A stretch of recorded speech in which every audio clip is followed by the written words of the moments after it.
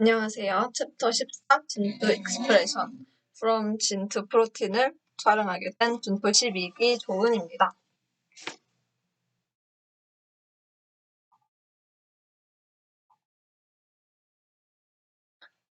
챕터 14에서는 일단 내용이 굉장히 많아요. 그래서 처음에 간단하게 서머리하고 그 다음에 전사, 번역 이런 과정을 통해서 유전자에서 어떻게 단백질로 표현이 되는지 이런 내용들을 쭉 다뤄보고 마지막에 간단하게 복습을 한번 하도록 하겠습니다.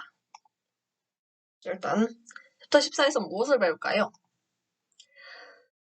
들어가기 전에 간단하게 오늘 배울 내용을 요약하고 들어가자면 센트럴 도그마라고 중심 원리가 있는데 이게 뭐냐면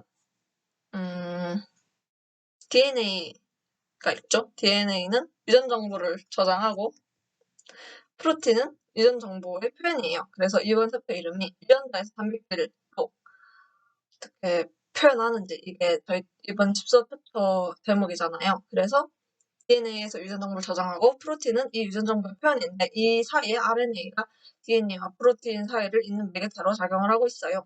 그래서 챕터 14.1을 보면은 전사와 번역을 통해서 어떻게 단백질로 이게 나타났는지 어떤 연구를 통해서 이런 증거들을 알게 되었는지 이런 내용이고 14.2는 전사에 대해서 다루고 14.3은 전사한 후에 나온 RNA가 어떻게 변형이 되는지, 편집이 되는지에 대한 내용이고 14.4는 번역을 다루고 14.5는 돌연변이를 다루는 내용입니다. 그럼 이제 전사와 번역을 통해서 단백질로 표현이 되는데 이 유전자와 단백질 사이의 관계를 어떻게 발견을 했을지 처음 연구를 시작한 알게 된 연구들 이런 거를 다뤄볼 거예요. 일단은 게로드가 가설을 했어요. 알캅톤유증이란 유전병을 조사를 하다가 알캅톤유증은 알캅톤이란 물질을 우리 몸이 분해하지 못하는 병인데요. 그래서 알캅톤을 분해하는 효소가 이상이 생겨서 이 이상이 유전을 받은 게 알캅톤유증이다. 이런 결론을 내리고 여기서부터 가설이 나온 게 유전자가 효소의 생성과 그 기능에 영향을 미친다. 이런 가설을 게로드가 만들었어요.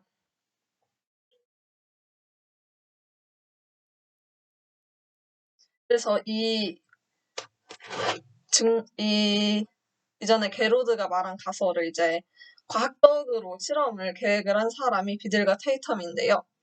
일단 비들과 테이텀은 빵 곰팡이를 사용을 했어요. 빵 곰팡이를 사용한 이유는 빵 곰팡이는 반스테이기 때문에 열성 돌연변이 관찰에 유리하고요.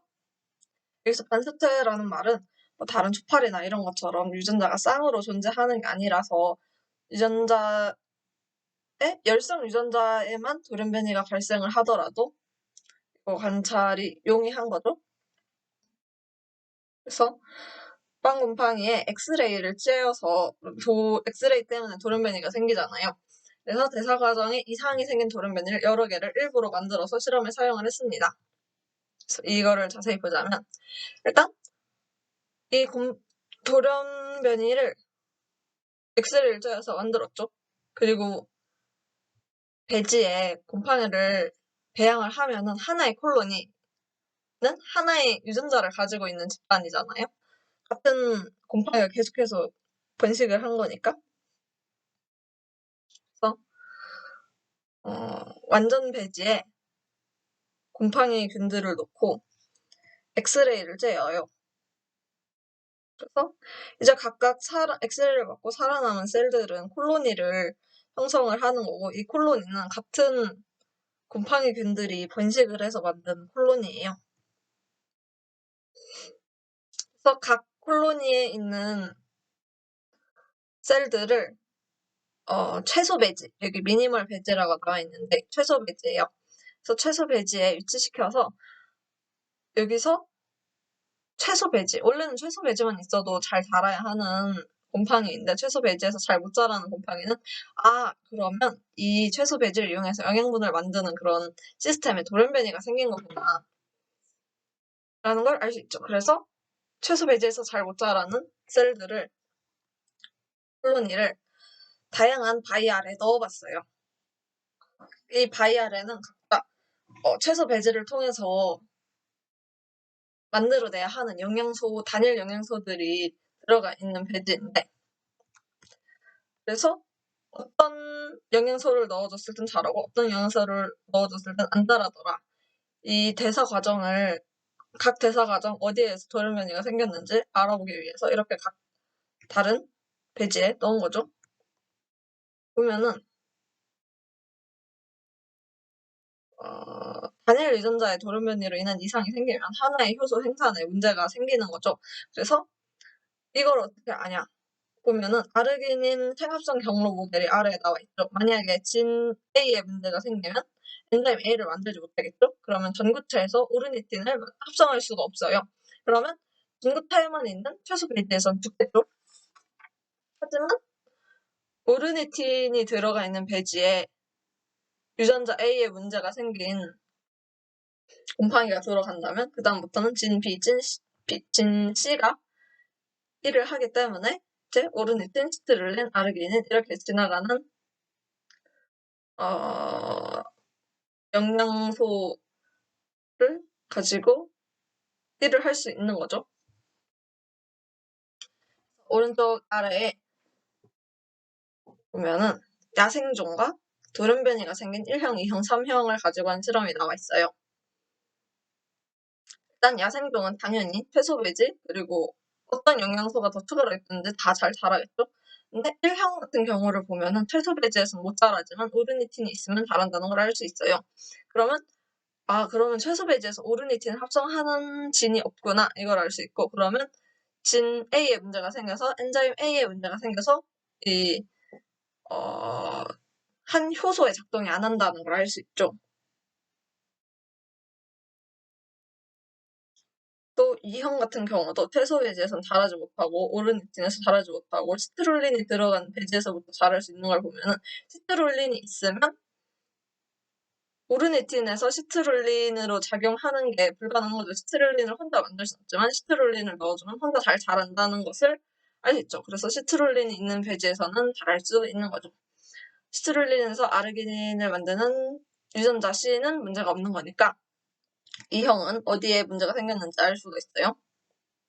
그래서 이렇게 진 A 이런 단일 유전자의 돌연변이가 생기면 엔자임 A라는 하나의 효소 생산에 문제가 생기는 거예요. 그래서 하나의 유전자가 하나의 효소를 만든다. 원진 원엔자임 하이포세시스가 나오게 돼요. 이런 가설이 나오고 이제 이 가설들이 후속 연구를 통해서 점점 발전을 하게 되는데 하나의 진이 프로틴을 만들었는데 이게 엔자임은 아닌 거예요. 그래서 하나의 진이 하나의 프로틴을 만든다. 왜냐면 그 프로틴이 엔자임일 수도 아닐 수도 있는데 어쨌든 프로틴을 만드는 거 맞으니까. 그래서 원진 원프로틴 가설이 나온 거예요. 근데 또 프로틴이 아닌 폴리펩타이드를 만드는 경우도 있어서 폴리펩타이드를 이용해 단백질을 만들죠. 그래서 원진 원폴리펩타이드 가설이 나온 거예요. 근데 여기서 이런 가설도 완전히 옳은 것은 아니고 약간 안 맞는 부분들이 몇 가지 있는데, 첫 번째로 이 유전자가 바로 폴리펩타이드로 가는 게 아니라 스플라이싱 과정이 필요한 경우가 있어요. 스플라이싱을 통해서 단백질이 정해지는 거라고 볼 수 있죠. 하나의 진이 그대로 나왔는데 하나의 진이 그대로 폴리펩타이드를 만드는 게 아니라 약간의 편집 과정이 있기 때문에 진이 그대로 폴리펩타이드를 나타내는 건 아니다. 이런 안 맞는 부분이 있고 이 가설에. 그리고 하나의 유전자가 단백질을 만드는 게 아니라 RNA를 만드는 경우도 존재해요. 그래서 꼭 원진이 원폴리펩타이드만 만드는 건 아니고 원진이 다른 여러 가지를 만들 수 있다. 그래서 그런 가설들이 이렇게 발전이 되었고, 이제 전사와 번역이 무엇이냐를 보면은 DNA에서 전사가 돼서 RNA가 되고 RNA가 번역이 돼서 프로틴이 되죠. RNA는 T 대신에 U를 갖는다는 것이 DNA와 차이점이고요. RNA는 단일 가닥으로 이루어져 있죠. DNA는 더블 스트랜드고, 그래서 DNA에서 RNA로 전사가 되는데, 여기서 전사는 DNA를 정보를 이용해서 RNA를 합성하는 것을 전사라고 말을 해요. 이때 만들어진 RNA를 mRNA라고 합니다. 메신저 RNA인데 이거 말고도 다양한 RNA 종류가 많기 때문에 전사를 통해서 만들어진 RNA를 mRNA라고 하고, 이 mRNA가 번역의 사인이 되는 거예요. 그래서 번역은 mRNA를 이용해서 폴리펩타이드를 합성하는 과정을 번역이라고 합니다. 번역이 일어나는 장소는 리보솜이에요. 이거를 이제 뒷부분 디텍터에서 더 자세하게 어떤 과정을 거쳐서 전사가 이루어지고 번역이 이루어지고 이거를 볼 거예요. 이때 전사 번역에서 원핵세포가 진핵세포에 좀 차이점이 있어요. 원핵세포는 세포에 핵이 없죠. 그래서 그냥 세포질에 DNA들이 떠다니고 있는 거고, 세포질에 mRNA도 존재하고 리보솜도 동시에 세포질에 한꺼번에 있는 거니까 그냥 DNA에서 바로 mRNA가 번역이 되죠. 어떤 추가 과정 없이. 그리고 전사 번역 이렇게 동시에 일어나는 경우도 많고요. 하지만 진핵세포는 핵이 존재하죠. 그리고 DNA는 핵 안에서만 존재하죠. 핵에서 그래서 전사가 일어나요. 전사는 DNA에서 RNA를 만드는 거니까 핵 안에서 전사가 일어나고, 그 다음에 이제 번역 과정은 핵을 떠나서 밖에서 일어나는 과정이에요. 그래서 전구체 RNA가 핵에서 가공된 후에 mRNA가 돼서 핵을 떠나요. 그 다음에 세포질에서 이제 번역이 이루어지는 거죠. 그래서 여기서는 전사와 번역이 동시에 일어날 수 없는 이유가, 일단은 mRNA를 편집하는 과정도 필요하고 DNA가 핵 안에만 있기 때문에 번역 과정은 또 세포질에서 일어나는 거기 때문에 이게 동시에 일어날 수가 없어요. 이런 원핵세포와 진핵세포의 차이가 있고, 이제 유전암호 시스템을 보면은 트리플렛 코드라고 DNA가 유전암호를 암호화하는 방식이에요. 상염기 암호라고 한국어로 하고, 뉴클레오타이드 염기를 3개씩 배열을 해서 트리플렛 코드고, 이 3개의 배열은 4의 3승, 그러니까 64개의 경우가 가능한 거죠. 왜냐면 첫 번째 자리에 3개가 올 수 있죠. 두 번째 자리에도 3개가 올 수 있고, 4개가 올 수 있죠. 염기가 4개니까. 첫 번째 자리에 염기 4개가 올 수 있고, 두 번째 자리에도 염기 4개가 올 수 있고, 세 번째 자리에도 염기 4개가 올 수 있으니까 첫 번째 4, 그리고 두 번째 올 수 있는 경우의 수도 4, 세 번째 올 수 있는 경우의 수도 4니까 4 곱하기 4 곱하기 4에서 4의 3승 해서 64개의 경우가 가능한 거예요. 그래서 DNA에 있는 암호화하는 게 트리플렛 코드다. 그 다음에 템플릿 스트랜드라고 주형 가닥이 있는데, 2개의 DNA 가닥 중에서 주형 가닥이 RNA를 전사하는 거예요.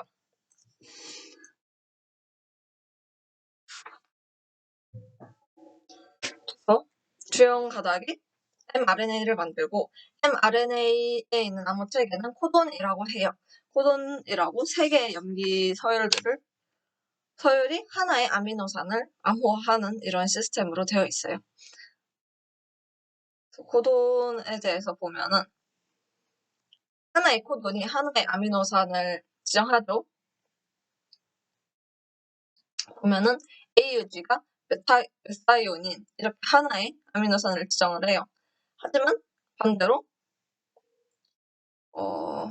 류신 이 아미노산은 여러 개의 코돈에 의해서 만들어질 수 있죠. CUU, CUC, CUA, CUG 이런 여러 개의 코돈들이 하나의 아미노산을 지정하는 걸 볼 수 있어요. 그리고 코돈을 읽는 방향은 5'에서 3' 방향이에요. 이제 14.2 챕터에서는 전사에 대해서 다룰 건데요. 전사는 DNA를 이용해서 RNA를 만드는 과정이고, 이걸 어떻게 만드냐? 일단 DNA가 있어야겠죠? DNA 두 가닥이 딱 있어요. DNA 두 가닥이 있는데 주형 가닥에만 붙어서 전사가 되어야 하잖아요. mRNA가 만들어져야 하잖아요. 그래서 일단 이 두 가닥짜리 DNA를 풀어야겠죠? 그래서 첫 번째 단계에서는, 개시 단계에서는 RNA 폴리머레이즈가 DNA를 풀어요. 그리고 풀어진 DNA의 결합을 하는 거죠. 이제 DNA가 풀렸으니까 이 폴리머레이즈에 RNA 폴리머레이즈가 DNA를 상부적으로 중합을 해요. 그럼 이제 점점 쭉쭉쭉쭉 3' 끝에 RNA 조각들이 붙으면서 길어지게 되겠죠? 그 다음은 마지막 단계로 동결. 이제 끝나죠? 끝나면 다 떨어지고 RNA 완성되고, 그래서 개시, 신장, 종결 이렇게 세 가지 단계로 이루어져 있어요. 개시, 신장, 종결.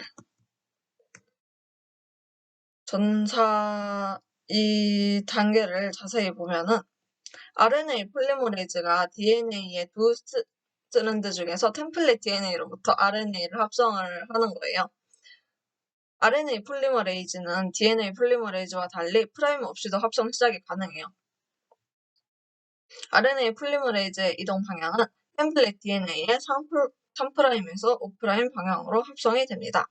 그래서 RNA는 템플릿 DNA의 5' 방향으로 쭉 이동하면서 5'에 3', RNA의 3' 엔드가 점점 붙으면서 합성이 되는 거라서 RNA는 3' 끝에 계속 RNA 뉴클레오타이드를 붙이면서 신장이 되는 거죠. 그래서 전사의 세 가지 스텝, 개시, 신장, 종결 이렇게 있고, 개시 단계, 이니시에이션 단계에서 하는 거는 RNA를 합성할 준비를 해요. 그리고 신장 단계에서는 이제 RNA를 합성을 하죠. 종결 단계에서는 이제 합성이 끝나요. 그래서 다 떨어져 나간다. 이런 내용이고, 이니시에이션, 개시 단계를 자세히 봐볼게요. RNA 폴리머레이즈가 프로모터라는 곳에 결합해서 RNA 중합을 시작하기까지의 단계를 개시 단계라고 해요. 네? 프로모터라는 부분이 어디냐 보면은 TSS, 트랜스크립션 스타트 사이트라고 전사 시작점이라는 부분이 있어요, DNA에. 이 부분에서 업스트림 방향으로 몇십 개의 연기를 가지게 되죠. 또 프로모터 내에서는 타타박스라는 특이적인 서열이 존재해요. 그래서 트랜스크립션 팩터들이 이 타타박스를 인식하고 결합을 해요.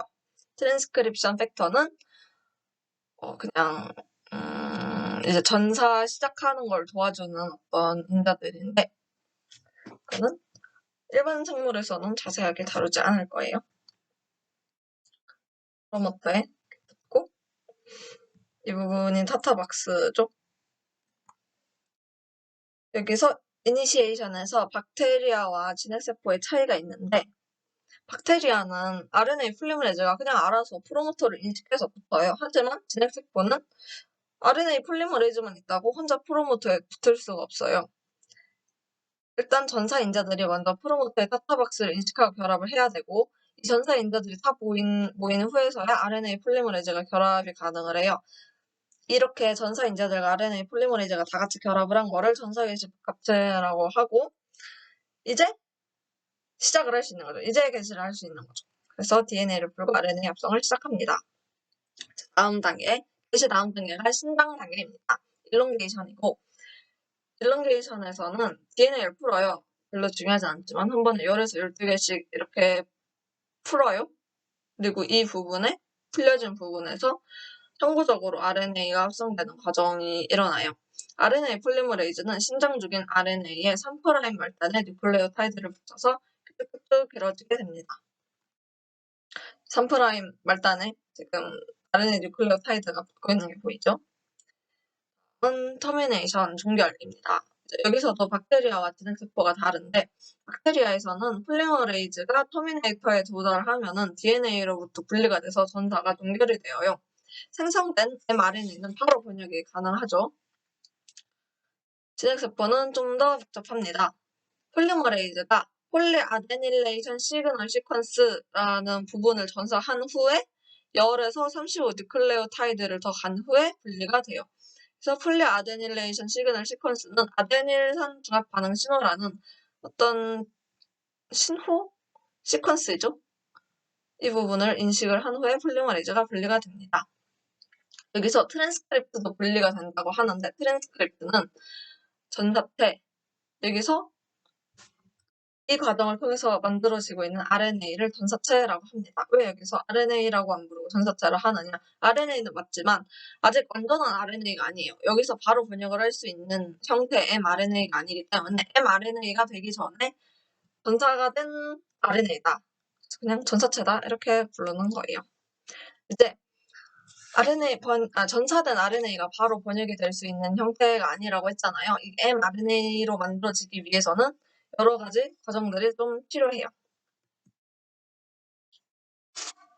RNA 프로세싱이라고 하는데 진핵세포에서 전사된 프리-mRNA는 RNA 프로세싱을 거칩니다. 그래서 프리-mRNA가 RNA 프로세싱을 통해서 mRNA가 되는 거죠. 이걸 어떻게 편집을 하느냐? 일단 만들어진 RNA의 O' 말단에는 O' 캡이 씌워져요. 이 O' 캡은 화학적으로 변형된 구원인들이 붙어 있는 거를 O' 캡이라고 해요. 그리고 3' 말단에는 폴리 A 테일이 붙여져요. 이 폴리 A 테일은 아데닌이 50에서 250개 정도 반복되는 서열입니다. 그리고 UTR이라는 부분이 있어요. Untranslated Region이라고. 이게 단백질을 만드는 서열은 아니에요. 이 서열을 읽고 단백질이 만들어지진 않지만 mRNA상에는 존재하는 서열을 UTR이라고 합니다. 여기 보면은 UTR 사이트가 보이죠? 그리고 폴리아데닐레이션 시그널도 UTR에 속합니다.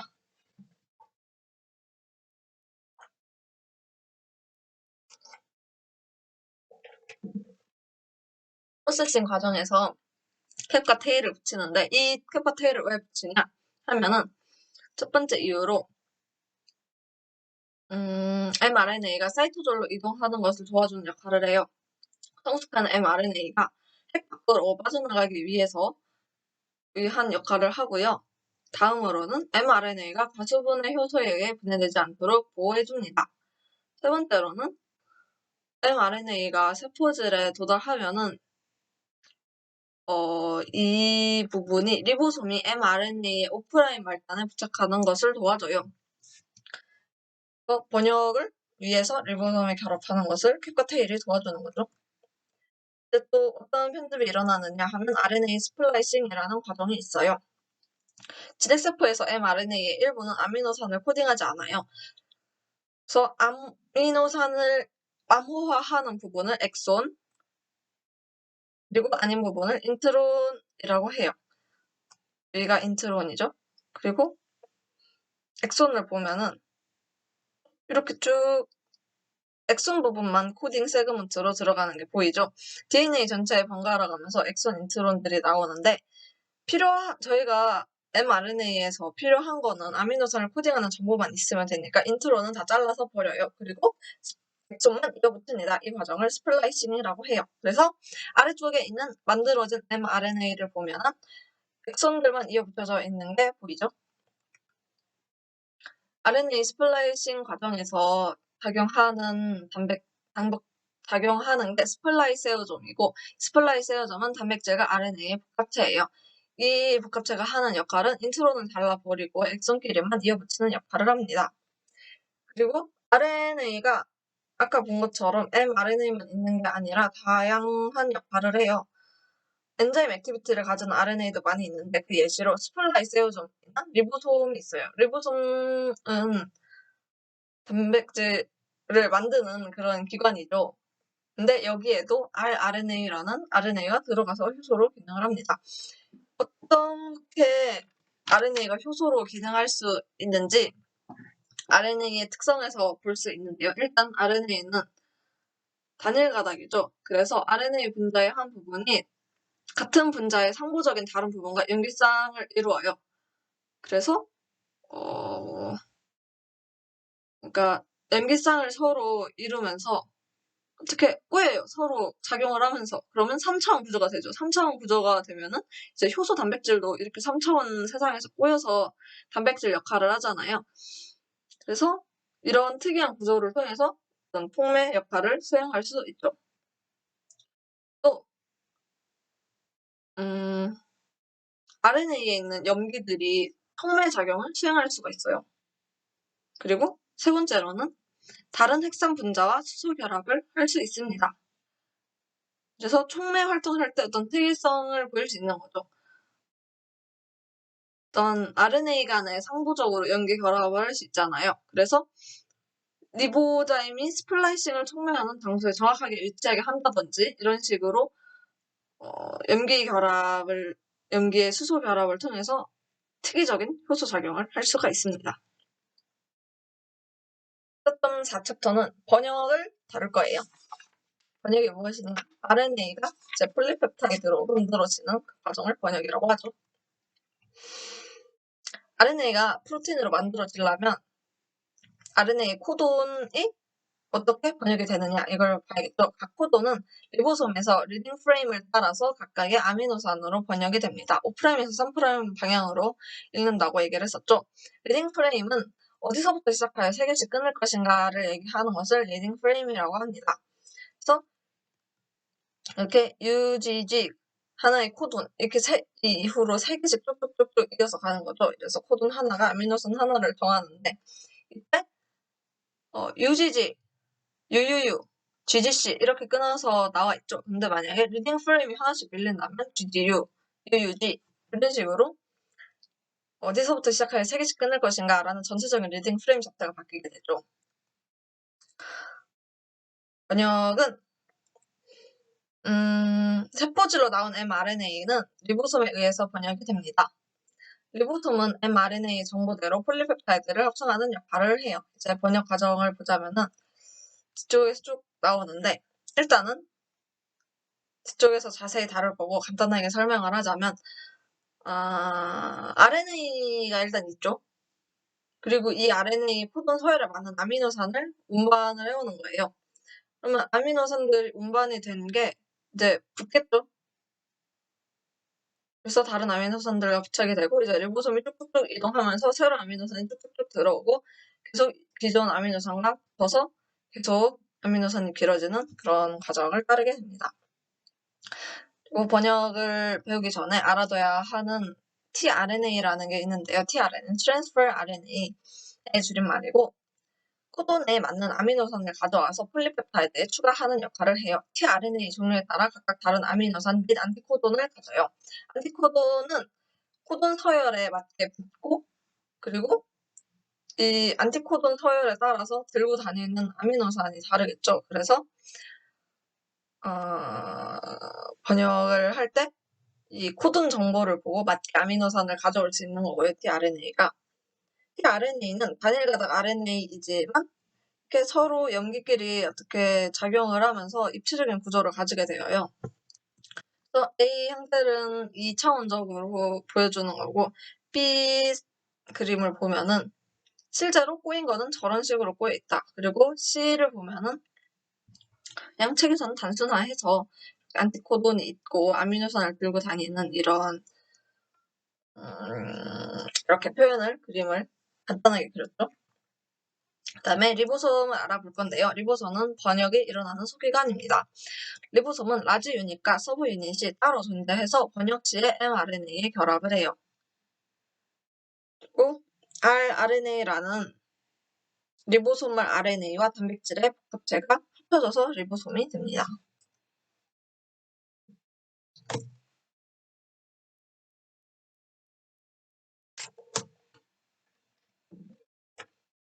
리보솜에는 사이트 3개가 있는데요.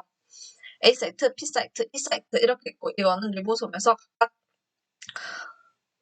tRNA가 들어오고 나가고 이런 다리들을 의미를 하고요. A 사이트는 아미노 액실 tRNA라고 해서 아미노 액실 tRNA가 결합하는 부분을 A 사이트라고 해요.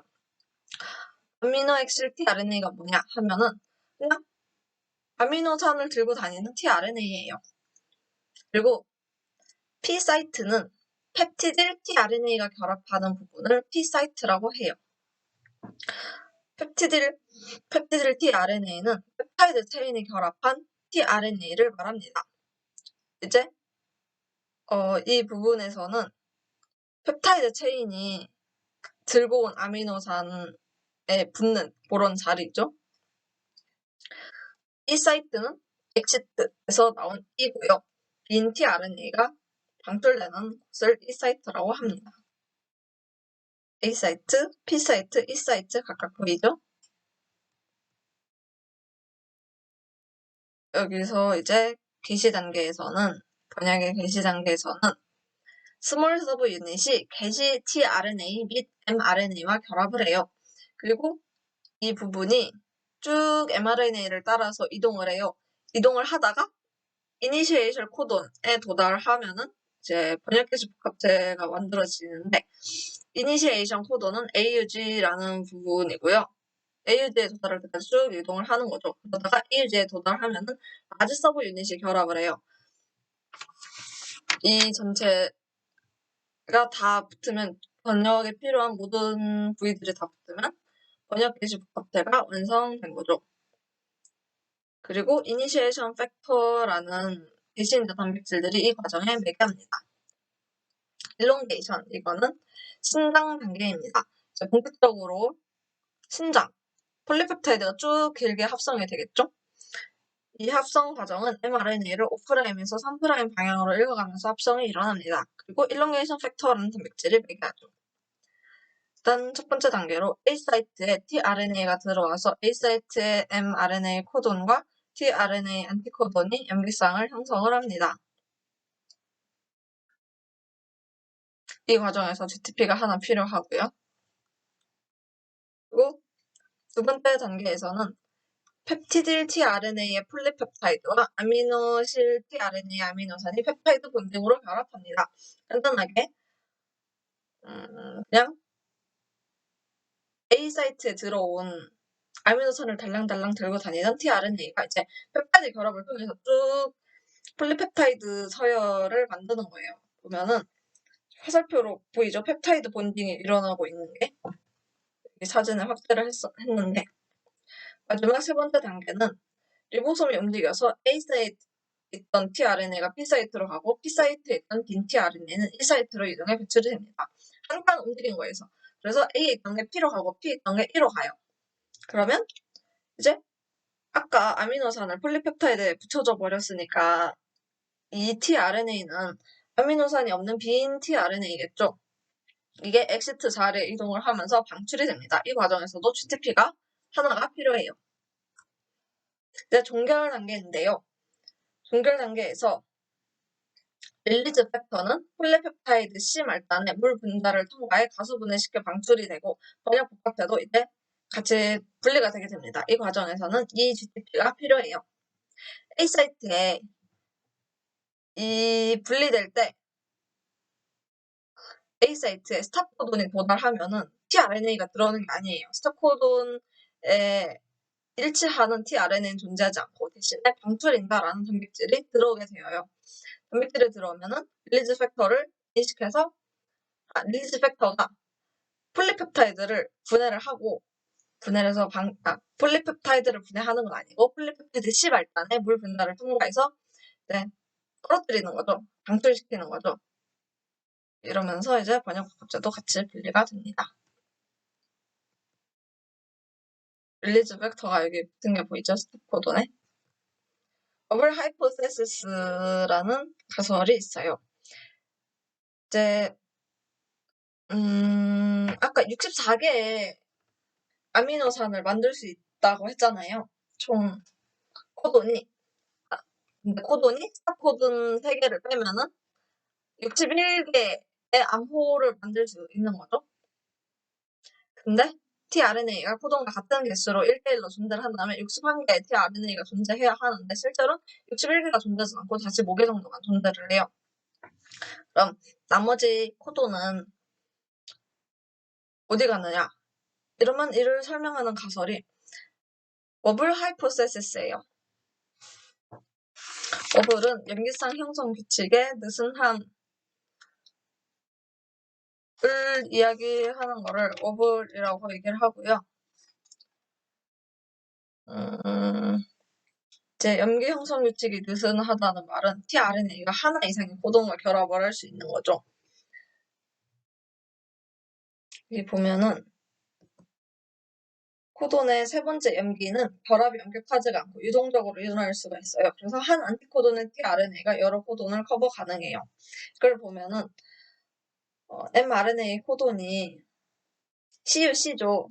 그래서 GAG가 붙었고요. GAG의 안티코돈을 가지고 있는 tRNA가 붙었고요.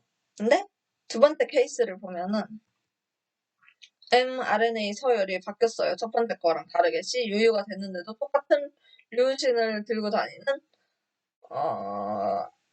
tRNA가 부착하게 된 거죠. 왜냐면 마지막 염기 서열은 G랑 U처럼 완벽히 원래 염기쌍이 아니더라도 워블 페어링을 할 수 있기 때문에 이런 역할을 하는 거를 워블 하이포테시스라고 합니다. 이 워블 하이포테시스로 이 현상을 설명하고 있어요. 이제 번역이 어떻게 하는지 배웠죠? 그 후에는 번역 후에는 어떤 일이 일어나는가를 볼 건데요. 이제 단순하게 방금 막 만들어진 폴리펩타이드는 기능을 갖지가 않아요. 단백질이 되기 위해서는 적절한 폴딩과 변형이 필요합니다. 또한 기능에 맞게 잘리거나 당이나 지질 등의 분자가 붙여지거나 다른 단백질과 결합하는 등의 변형을 거칩니다. Targeting polypeptide to specific location. 이제 만들어진 폴리펩타이드를 어떻게 스페시픽한 자리에 타겟팅을 하느냐. 그걸 보면은 일단 리보솜이 두 종류가 있어요. 자유리보솜과 부착리보솜 이렇게 두 가지 종류가 있는데 자유리보솜은 세포들에서 존재를 하고 세포 내에서 쓰이는 단백질을 생성을 해요. 그리고 부착리보솜은 수포체의 세포질 쪽 면이나 행막에 붙어 있어요. 부착리보솜은 내막계의 단백질을 합성해요. 여기서 내막계는 행막, 수포체, 골드탭, 일소종, 백포, 세포막 이런 것들을 내막계라고 하고 여기서 쓰이는 단백질들을 합성하는 게 부착리보솜이에요. 또한 세포 밖으로 방출되는 단백질, 예를 들면 인슐린 같은 그런 단백질로 생산하는 역할을 해요. 근데 모든 번역 과정은 일단 시작은 항상 세포질에서 시작이 돼요. 항상 다유리보솜, 프리리보솜에서 시작을 해요. 그러면 이제 전환이 되는 거죠. 프리리보솜과 바운드 리보솜은 서로 전환이 가능하고 이를 매개하는 메커니즘을 뒤에서 쭉 다룰 건데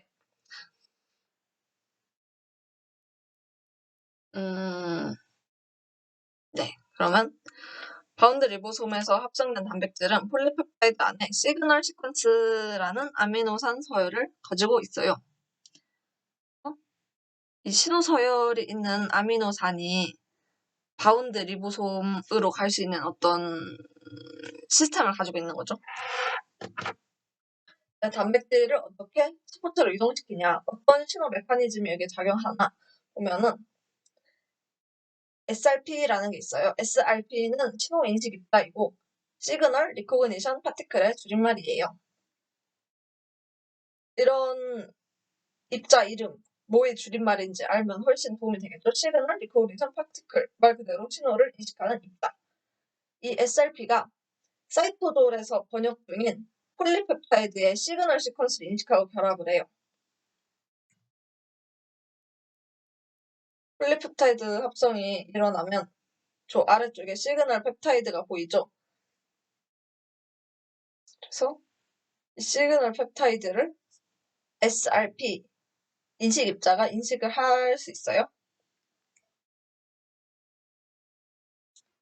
SRP가 이제 시그널 펩타이드에 결합을 해요. 그러면 이게 SRP 리셉터 프로틴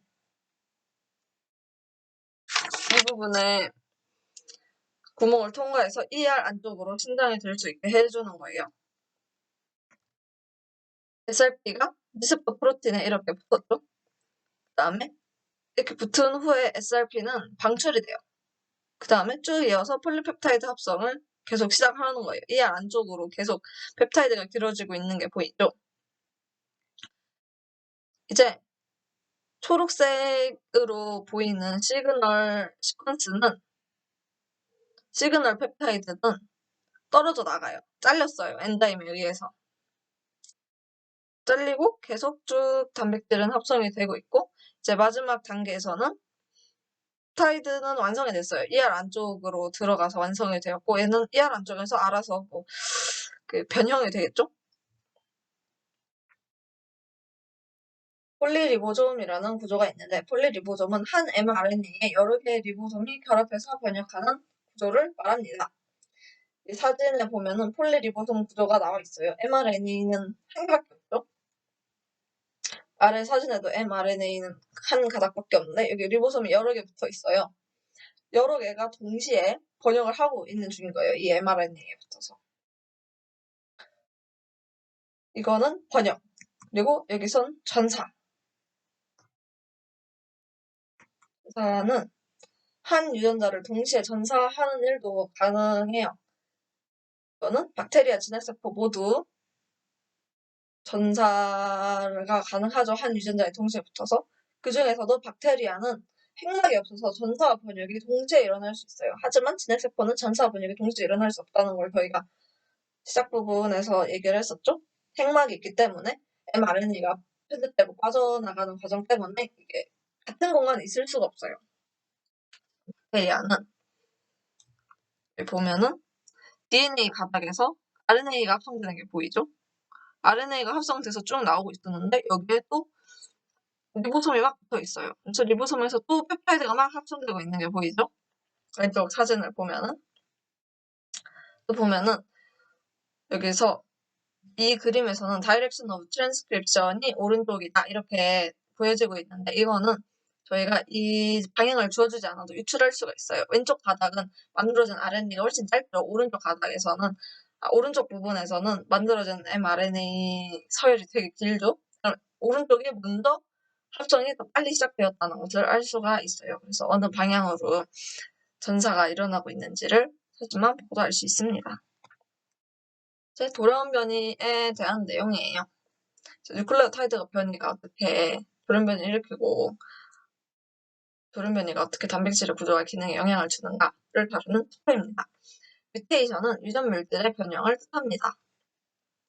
콤플릿 DNA의 돌연변이는 단백질에 영향을 미쳐서 기능이 제대로 작동 안 하는 아니면 이상한 기능을 갖는 단백질 생산으로 이루어질 수 있어요.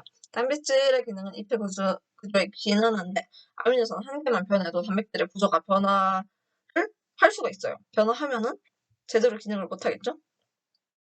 그래서 저희가 다뤄볼 것은 포인트 뮤테이션인데요. 포인트 뮤테이션은 되게 작은 부위의 점 돌연변이를 이용합니다. 소규모 돌연변이를 포인트 뮤테이션이라고 해요. 이 포인트 뮤테이션에 뭐가 있나 하면은 첫 번째로 치환이 있고 두 번째로는 삽입 및 결실이 있어요. 치환은 substitution 얘기를 하고 하나의 염기쌍이 다른 염기쌍으로 치환이 되는 거예요. 치환에는 침묵 돌연변이, 미스센스 돌연변이, 넌센스 돌연변이 이렇게 세 가지 종류가 있고 두 번째 염기쌍이 삽입되거나 결실되는 경우를 보면은 염기쌍이 인설션 되거나 삽입이 되거나 딜리션 되거나 하나가 잘려나가거나 이런 돌연변이가 있고요. 이 돌연변이에는 프레임 시프트 뮤테이션과 논 프레임 시프트 뮤테이션 이렇게 두 종류가 있습니다. 또 자세하게 보면은 염기쌍 치환에 있는 이제 첫 번째 침묵 돌연변이부터 다뤄볼 건데요. 밸런스 뮤테이션은 왜 침묵이냐? 뮤테이션 결과가 일어나는지 안 일어났는지 밖으로 보이기엔 안 보여요. 뮤테이션이 일어났는데도 단백질 서열은 같은 거예요. 그래서 돌연변이가 일어나지 않은 것처럼 보여요. 아미노산 서열은 뮤테이션이 일어나든 안 일어나든 똑같이 나오죠. 그림의 빨간 박스를 보면은 원래 서열과 다르게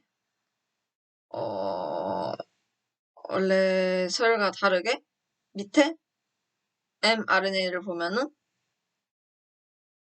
C가 들어가야 했을 자리에 U가 들어왔죠. 근데도 똑같이 글라이신을 합성을 해요. 이거는 아까 어블 하이포테시스에 의해서 마지막 연기는 그렇게 크게 중요하지 않다는 그런 얘기랑 이어지죠. 다음으로는 미스센스 뮤테이션입니다. 이거는 뮤테이션이 일어나서 아미노산이 바뀐 경우예요.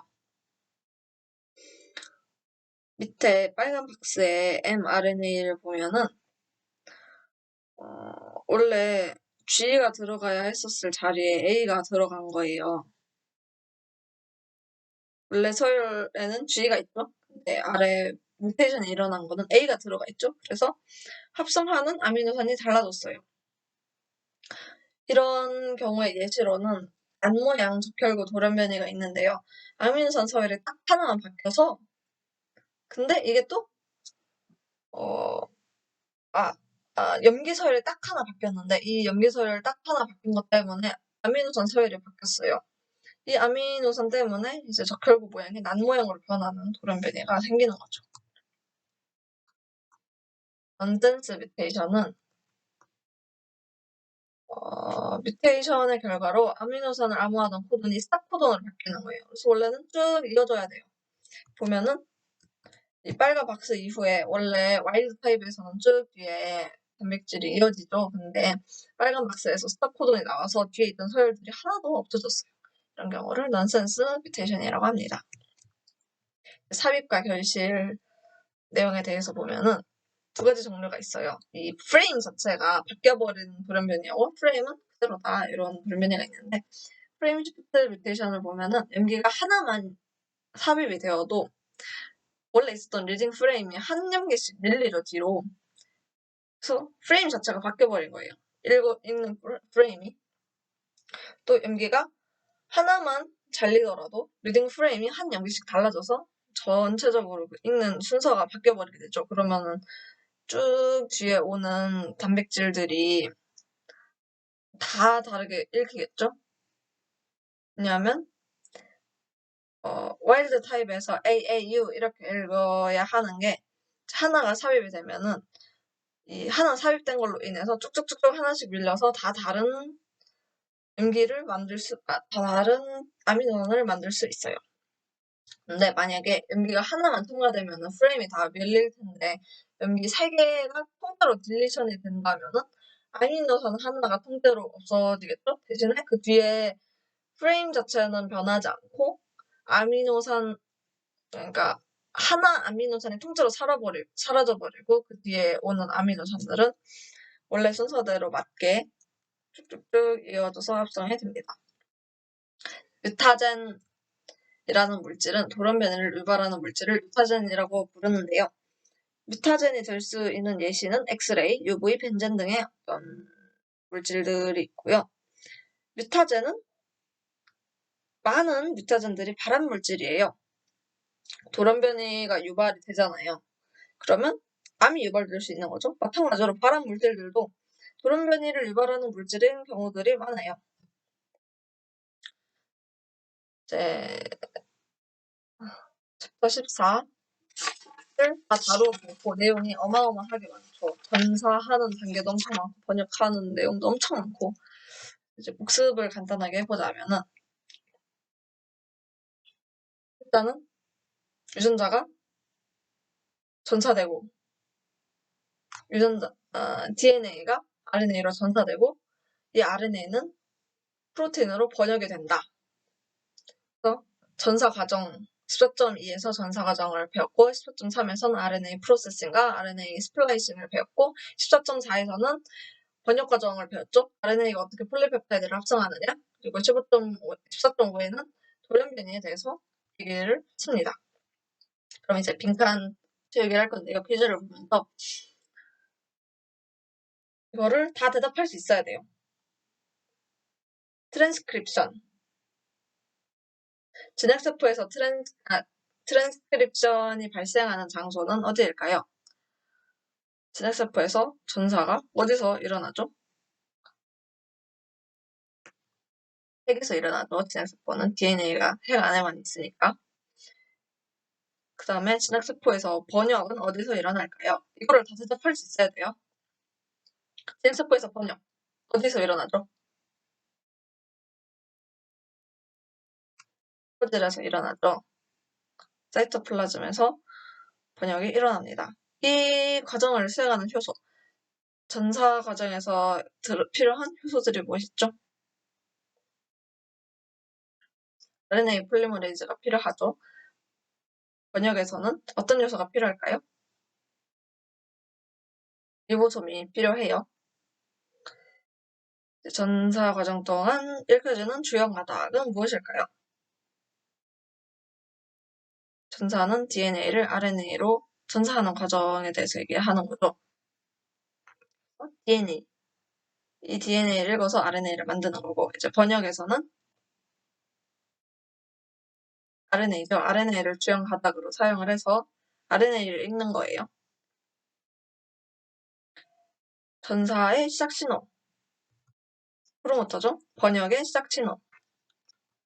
스타트 코던이죠. 전사에서 형성되는 폴리머. RNA가 만들어지죠. 번역의 결과는 뭐가 만들어질까요? 단백질이 만들어지겠죠. 폴리펩타이드가. 그래서 10챕터 14 강의를 했고 정말 내용도 많고 복잡한데 이거를 다 잘 알아두면 좋을 것 같아요. 이런 거 사실 헷갈리기가 쉽거든요. 전사, 번역. 이게 트랜스크립션, 트랜슬레이션 하면 이름도 비슷하고 또 들어가는 각 단계가 개시, 시작, 개시, 신장, 동결 요 세 단계가 있지만 각 세 단계에서 작용하는 효소들이나 복합체들이 다 다르기 때문에 이걸 다 완전 외우고 있는 게 정말 중요한 챕터예요. 그래서 이 부분 정말 열심히 공부하시길 바랍니다. 네, 마치겠습니다. 감사합니다.